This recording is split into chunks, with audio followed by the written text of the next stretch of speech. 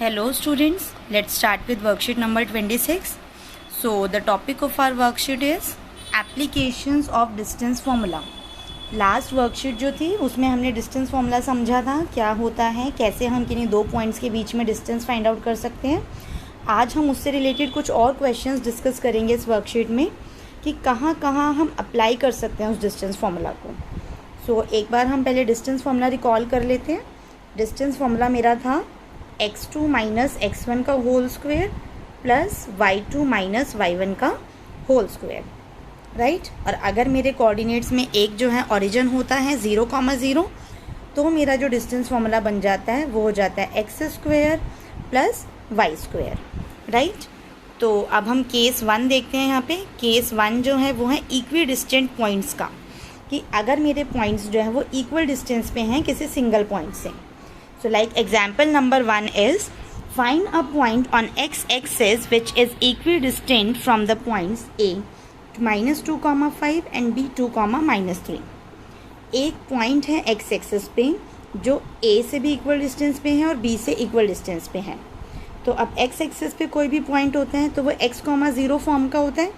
तो हमने C point ले लिया कि C पॉइंट मेरा है x,0। तो C से A का डिस्टेंस और C से B का डिस्टेंस सेम है, that is AC is equals to BC। अब हमने क्या करा, डिस्टेंस फॉर्मूला अप्लाई करा। सो x,0 एक बार यहाँ लिख लेते हैं। सो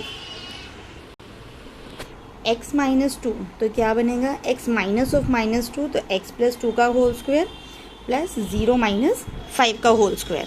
सिमिलरली BC के लिए अगर हमें लगाना है तो x माइनस 2 का होल स्क्वायर प्लस 0 प्लस 3 का होल स्क्वायर। अब हमने स्क्वायर साइंस तो कैंसिल कर दिए क्योंकि दोनों तरफ ही स्क्वायर है। a प्लस बी का होल स्क्वायर ओपन करा तो x square plus 4x plus 4 plus 25 is equals to x square minus 4x plus 4 plus 9। So x square से एक्स स्क्वायर कैंसिल आउट हो गया, 4 से 4 कैंसिल आउट हो गया। 4x जो है वो LHS में आएगा तो 4x plus 4x is equals to 9 minus 25। तो ये क्या बन गया, 8x is equals to minus 16, जहाँ से x की वैल्यू क्या आ गई, माइनस 16/8 विच इज़ माइनस 2। तो हमारा पॉइंट क्या बन गया, -2,0, राइट।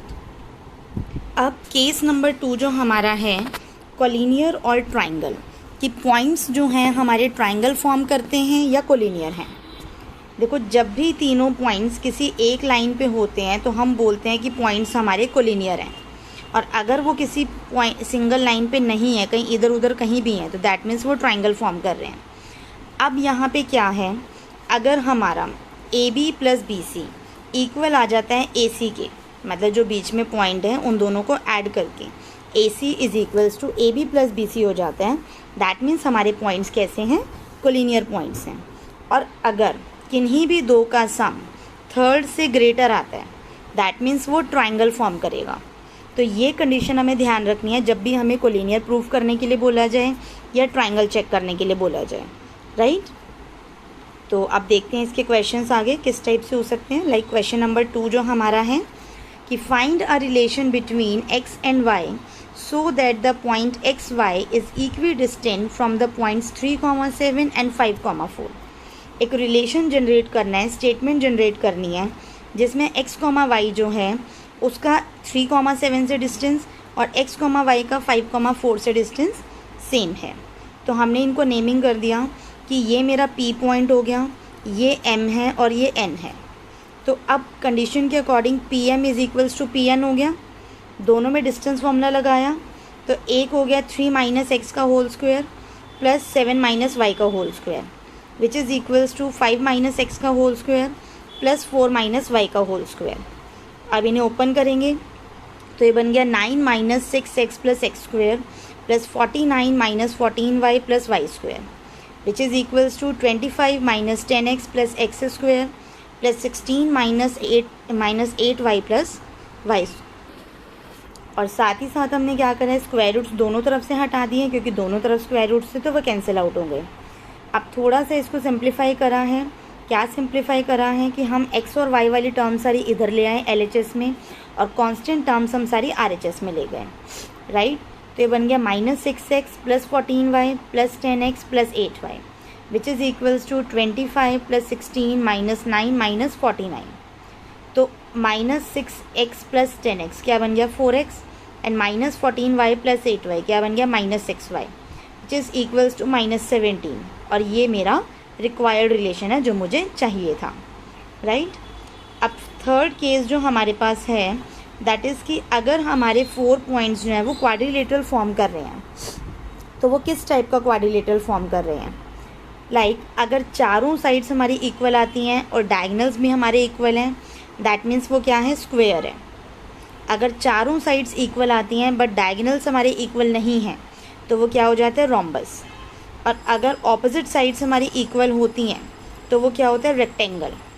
सिमिलरली अगर ऑपोजिट साइड्स हमारी फॉर्म होती हैं और डायगनल्स हमारे इक्वल नहीं हैं तो वो क्या होता है पैरेललोग्राम। तो ये 4 कंडीशंस हमारी मेन होती हैं, पहला स्क्वेयर, फिर रोम्बस, फिर रेक्टेंगल एंड देन पैरेललोग्राम। यहाँ हमें साइड्स को भी ध्यान में रखना है और अपने डायगनल्स को भी ध्यान में रखना है, राइट। तो एग्जाम्पल नंबर 3 देखते हैं हम। एग्जाम्पल नंबर 3 में क्या है, like find the type of triangle formed by the points P2, -5, 3, 0, Q -6, -1। आपको ये 3 पॉइंट्स दिए हुए हैं PQT, आपको बताना है कि ये कौन से टाइप का ट्राइंगल बना रहे हैं। सो अगर सारी साइड्स इक्वल आ जाती हैं तो वो इक्विलेटरल होता है, अगर कोई 2 साइड्स इक्वल आती हैं तो वो आइसोस्केलस, और अगर कोई भी साइड हमारी इक्वल नहीं आती है तो वो हमारा स्केलन होता है। तो यहाँ हमने निकाला है PT, TQ और QP। तो लाइक PT हमने निकाला तो ये हमारा हो गया 3 - 2 का होल स्क्वायर + 0 - -5 का whole square which is +5। So 3 - 2 का स्क्वायर इज़ 1 स्क्वायर + 5 स्क्वायर। तो 1 + 25 विच इज़ 26। 26 को हमने स्क्वायर रूट करा तो 5.09 आ गया। TQ को सॉल्व करते हैं अगर हम, तो -6 - 3 का होल स्क्वायर + -1 - 0 का होल स्क्वायर, तो +-9 स्क्वायर + -1 स्क्वायर। तो 9 स्क्वायर इज़ 81 + 1 इज़ 82, जिसको सॉल्व करेंगे तो 9.05 आ गया।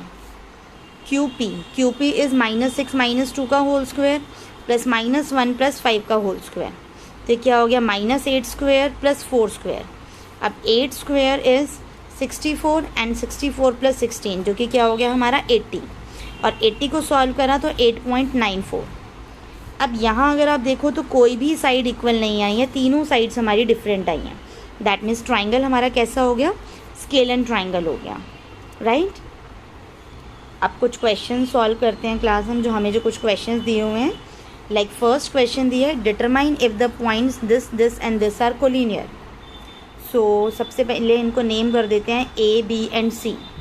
तो पहले मैं यहाँ लाइक AB फाइंड आउट कर रही हूँ। तो AB में मेरे पास क्या है 0 - -4 का स्क्वायर, तो मैं डायरेक्टली लिख देती हूँ 4 का स्क्वायर। 3 - 3 का स्क्वायर विच इज़ 0 स्क्वायर। तो ये क्या हो गया √4 का स्क्वायर, जो कि आपका अल्टीमेटली 4 ही बनेगा। उसके बाद मैंने निकालना है BC। अब BC के लिए 2 - 0 का square which is 2 square + 3 - 3 which is 0 square. तो ये क्या हो गया √2 का स्क्वायर, जो कि अल्टीमेटली क्या बनेगा 2 बन जाएगा, राइट। अब उसके बाद मुझे निकालना है AC। तो AC अगर मैं निकालूं तो 2 - -4 का square which is 6 square + 0 square. तो √6 स्क्वायर को अगर हमने सॉल्व करा तो 6। अब यहाँ AB + BC को अगर आप ऐड करो तो 4 + 2 which is 6 and which is equals to AC। So 2 sides का सम जो है वो थर्ड के इक्वल आ रहा है। दैट मीन्स ये पॉइंट्स हमारे कैसे हैं कोलिनियर पॉइंट्स हैं, राइट। सेकेंड क्वेश्चन देखते हैं। Find the distance between -8, 5 and x axis is dash unit. अब x एक्सिस के ऊपर कोई भी पॉइंट होता है तो वो x, 0 फॉर्म का होता है, और ये -8, 5 है। तो इसमें हम फॉर्मूला अप्लाई करके देख लेते हैं क्या होगा। तो ये बनेगा -8 - x स्क्वायर + 5 - 0 स्क्वायर। तो ये क्या हो गया आपका 64 + x स्क्वायर + 16x + 25। तो स्क्वायर रूट में आपके पास आएगा x स्क्वायर + 16x + 89, और ये आपका डिस्टेंस बिटवीन का रिलेशन आ जाएगा यहाँ पे, क्योंकि एग्जैक्ट वैल्यू तो आई नहीं है। तो ये आपका एक रिलेशन आ गया।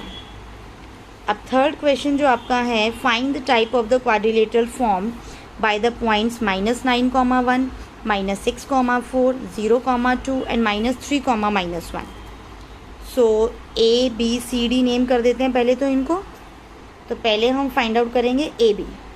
अब ए बी अगर हम फाइंड आउट करते हैं तो -6 + 9 3 का स्क्वायर, 4 - 1 3 का स्क्वायर। So 9 + 9 which is √18। तो ये आपका क्या हो जाएगा, 3√2 यूनिट्स हो जाएगा। ऐसे ही अगर आप बी सी फाइंड आउट करो तो बी सी के लिए आपके पास क्या होगा, 0 - 6 का स्क्वायर हो गया, +2 - 4 2 का स्क्वायर हो गया। So it is 36 + 4 which is √40।